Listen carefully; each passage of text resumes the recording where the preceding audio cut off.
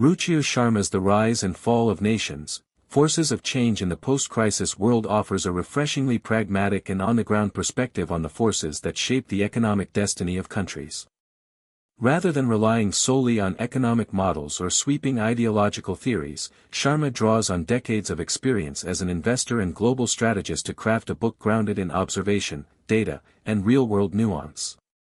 The book explores the cyclical nature of economic power, showing how countries rise and decline not in a straight line, but in response to a series of recurring patterns, what he calls rules for spotting economic resilience or decline. The book begins with a simple but powerful premise: economic growth is not permanent, and countries that are booming today can falter tomorrow, while underdogs can surprise with sudden surges. Sharma rejects the idea of long-term convergence, that all countries are inevitably catching up to the rich world, and instead emphasizes how local politics, demographics, debt, and leadership all shape economic outcomes.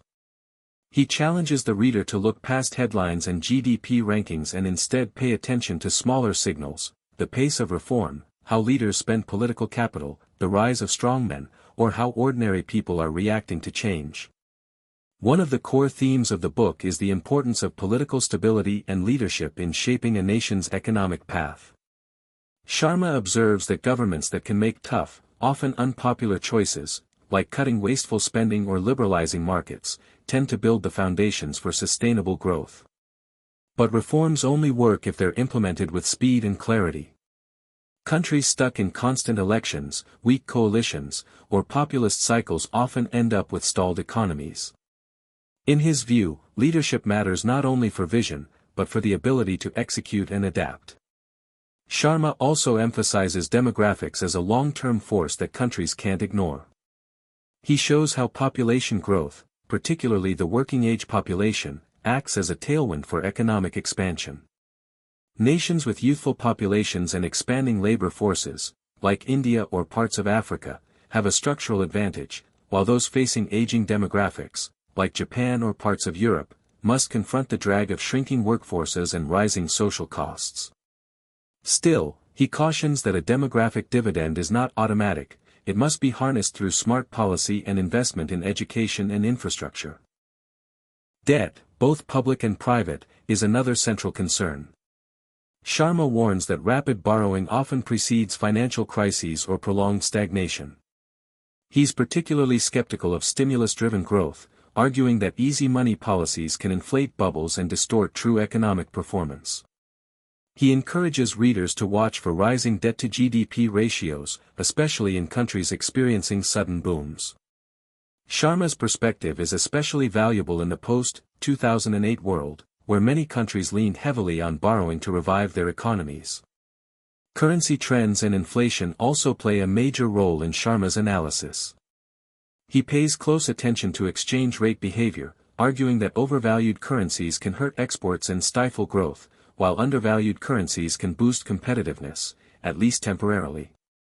He highlights how flexible exchange rates, while sometimes painful in the short term, allow countries to adjust and recover faster than those locked into fixed regimes. Inflation, similarly, is a red flag that often reveals deeper structural issues, from supply bottlenecks to political mismanagement. Sharma is particularly interested in how emerging markets differ from developed economies.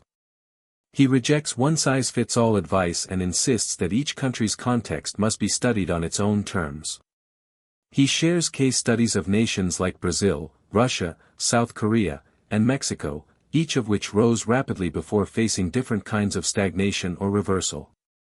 In these stories, he identifies key warning signs: a sudden influx of foreign capital, a housing boom, a cult of personality around a leader, or rising protectionism. Corruption and inequality, while difficult to quantify, are also given significant weight. Sharma doesn't moralize but argues that high levels of corruption tend to choke off entrepreneurship, discourage foreign investment, and hollow out the state. Inequality, when it grows unchecked, can fuel political backlash and populist revolts that destabilize long-term planning. He suggests that while some inequality is a natural result of capitalism, extreme disparities are unsustainable and often lead to economic corrections or social upheaval. What sets Sharma apart is his skepticism of fashionable narratives. He challenges the idea that China's rise is inevitable or that India will automatically become the next economic superpower. He looks beyond surface optimism to assess whether the underlying drivers of growth are still in place. For example, he notes that China's debt explosion and aging population pose real risks, while India's bureaucratic inertia often derails reform despite its demographic potential. He also devotes time to countries that often fly under the radar, such as Poland, the Philippines, or Colombia, examining how small, consistent reforms and good governance can quietly transform economic prospects. Sharma values agility over size, and his admiration often goes to nations that are boring in the best way, those that avoid extremes, manage expectations, and maintain steady progress without dramatic booms or busts. The book doesn't shy away from the dark side of political and economic cycles.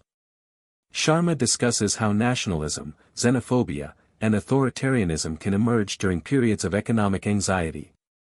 He sees the global rise of strongman leaders as both a symptom and a cause of economic dysfunction.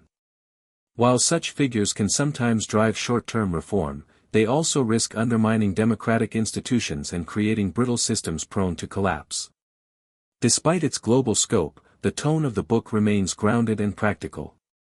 Sharma wants readers, especially investors, analysts, and policy thinkers, to look at the world not through ideology, but through curiosity and pattern recognition. He believes that change is constant and that spotting inflection points is more useful than predicting endgames. He encourages readers to stay alert to shifting dynamics, whether in technology, trade, or public sentiment. The writing is accessible, even conversational, enriched by Sharma's travel anecdotes and observations from local markets, town squares, and government offices. He humanizes the data, sharing stories of how ordinary citizens experience the macroeconomic trends economists often discuss in abstract terms. This approach makes the book lively and relatable, and helps bridge the gap between theory and lived experience.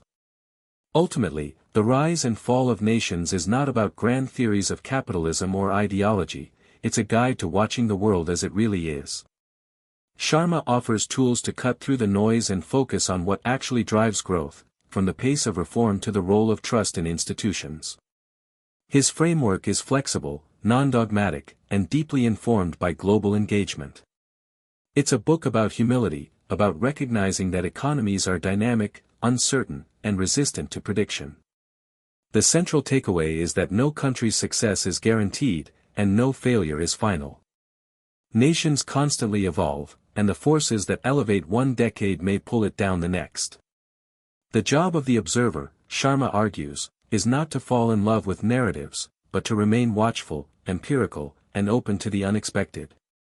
In an era of economic upheaval and global reordering, his perspective is both sobering and empowering, a call to think for yourself, read the signals, and understand that in the world of nations, nothing is ever fixed.